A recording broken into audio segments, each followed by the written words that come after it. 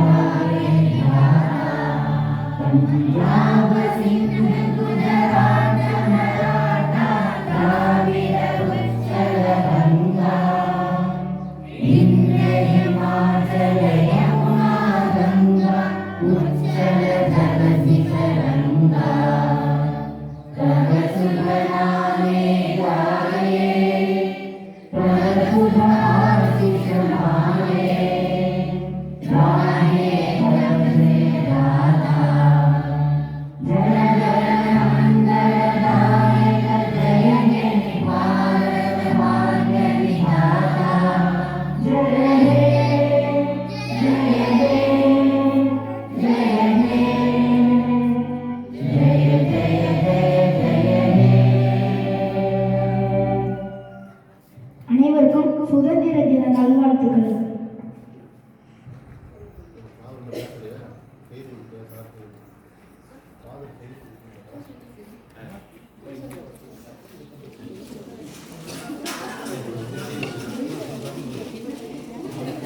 கொஞ்ச நேரம் இந்த சுதந்திர தின செய்தியை மட்டும் நாம் உள்வாங்கிக் கொள்வோம். ஆலயத்திலே அன்னை மரியாளை பற்றி சிந்தித்தோம். இங்கே நாம் நாட்டை பற்றி சிந்திக்க அழைக்கப்படுகின்றோம். முதல் விஷயம் பார்த்தீங்கன்னா, இந்த நாடு 200 ஆண்டுகள் அடிமைத்தனத்திலே இருந்த பொழுது சில நல்லுள்ளம் கொண்டவர்கள், தியாகிகள், மதம் இனம் ஜாதி பாராமல் இணைந்து தொடர்ந்து போராடியதால் கிடைத்த வெற்றி தான் இந்த சுதந்திரம். இதில் பார்த்தீங்கன்னா கிறிஸ்தவர்கள் இருக்கிறார்கள், இஸ்லாமியர்கள் இருக்கிறார்கள், மற்றவர்களும் இருக்கிறார்கள். ஆகவே எல்லோரும் இணைந்துதான் இந்த நாட்டிற்கு சுதந்திரம் வாங்கி கொடுத்தோம். இரண்டாவது விஷயம், அமைதி வழியில் சுதந்திரத்தை பெற்றோம். இந்த நாடு வன்முறையில் சுதந்திரம் வாங்கியிருப்பாங்க, ஆனால் இந்த நாடு அமைதியிலே சுதந்திரத்தை பெறும். உதாரணத்துக்கு அமைதி வழி போராட்டம் என்பது, இந்த செருப்பு தயாரிக்கிற கம்பெனி இந்த ரைட்டு லெஃப்ட் ரெண்டு இதுவும் தயாரிக்கணும். அவங்க என்ன பண்ணுவாங்க, ரைட்டு மட்டும் தயாரிப்பாங்க, லெஃப்ட்டை தயாரிக்க மாட்டாங்க. ஆனால் வேலை நடந்துக்கிட்டே இருக்கும். ஆனால் அவங்க கோரிக்கை நிறைவேற வரைக்கும் லெஃப்ட் தான் தயார் பண்ணாங்க. அப்போ இது ஒரு போராட்டம் தான். அதே போல் காந்தியடிகள் பல வகையான டெக்னிக்ஸ் யூஸ் பண்ணி அவங்களால இனிமேல் இருக்க முடியாது என்ற நிலைக்கு அவர்கள் இந்த நாட்டை நமக்கு ஒப்படைத்திருக்கிறார். ரெண்டாவது பார்த்தீங்கன்னா, இந்த நாடு மற்ற நாடுகளை விட அதிகமான சுதந்திரம் கொண்ட நாடு.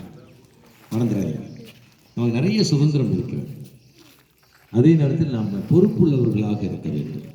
ரொம்ப முக்கியமானது பொறுப்புள்ளவர்களாக இருக்க வேண்டும். அதனால தான் ஒரு அருமையான ஒரு படத்தை பார்த்தேன். ஒரு நதி, அந்த நதியை கடப்பதற்கு ஒரு சின்ன ஒரு குச்சி இருக்குது. அந்த குச்சியில் நடக்கிறார் ஒருத்தர், இப்படி நடக்கிறார். ஆனால் ரெண்டு குச்சிக்கு பக்கத்தில் இருக்கு. ஒரு பக்கம் சுதந்திரம், இன்னொரு பக்கம் பொறுப்புணர்வு, ஃப்ரீடம் ரெஸ்பான்சிபிலிட்டி என்று சொல்வார்கள். அது நம்முடைய வாழ்க்கையில் சுதந்திரமாக இருக்கணும், ஆனால் பொறுப்புணர்வு. இப்போ பிள்ளைகள் சுதந்திரமாக இருக்கணும், ஆனால் அவங்க பொறுப்புணர்வோடு இருக்கிறாங்களான்னு பாருங்கள். அவங்க வேலையை அவங்க செய்கிறாங்களா? சுதந்திரத்தோட அந்த பொறுப்புணர்வை கலந்து கொடுக்கும் பொழுது நாளைக்கு அவர்கள் தவறு செய்வதற்கான வாய்ப்பு ரொம்ப கம்மி. இது செய்யக்கூடாது, இதுதான் அந்த சுதந்திரத்தினுடைய அளவு என்பதை மூன்றாவது நல்ல ஞாபகம். நான் சொன்னேன், இந்த நாட்டிற்காக நிறைய பேர் தியாகம் செய்தார்கள், உயிர் தியாகம் செய்தார்கள், துன்பப்பட்டார்கள். நம்முடைய வாழ்க்கையிலும் நல்ல ஞாபகம். ஒவ்வொரு குடும்பத்திற்கும் வரலாறு இருக்கிறது. அந்த குடும்பத்தினுடைய வரலாறுல பார்த்தீங்கன்னா, நம்முடைய மூதாதையர்கள் நிறைய கஷ்டப்பட்டிருக்காங்க நமக்காக. எனக்கு தெரிந்த ஒரு சின்ன உதாரணத்தை சொல்றேன். ஒருத்தர் மியான்மர்ல இருந்து வந்தார். அங்க என்ன வேலை செய்யற, மூட தூக்குற வேலை. இங்கேயும் ஆர்பர்ல போய் சென்னையில மூட தூக்கி தான் அந்த பிள்ளைங்க, அந்த பிள்ளைங்க நல்லா இருக்குன்னா எனக்கு காட்சி வர்றது அவர் மூட தூக்குற காட்சி. அந்த மூட தூக்காட்டினா அந்த குடும்பம் நல்லா இருக்காது.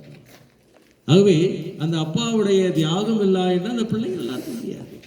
அதே மாதிரி நம்முடைய தாத்தா பாட்டியுடைய தியாகம் இல்லாமல், ஆகவே இந்த தியாகத்தில் தான் ஒரு குடும்பம் வளர்கிறது.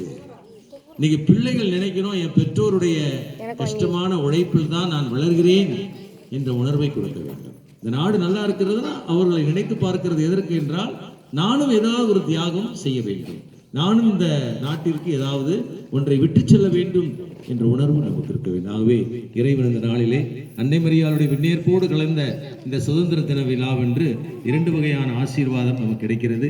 அன்னை மரியாள் வழியாக ஆசீர்வாதம் கிடைக்கிறது.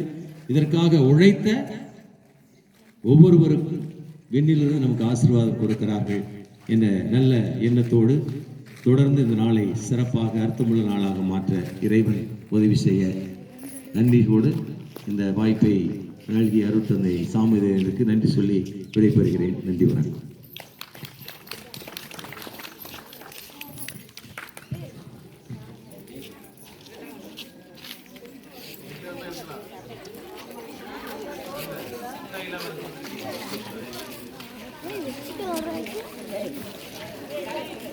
Hey,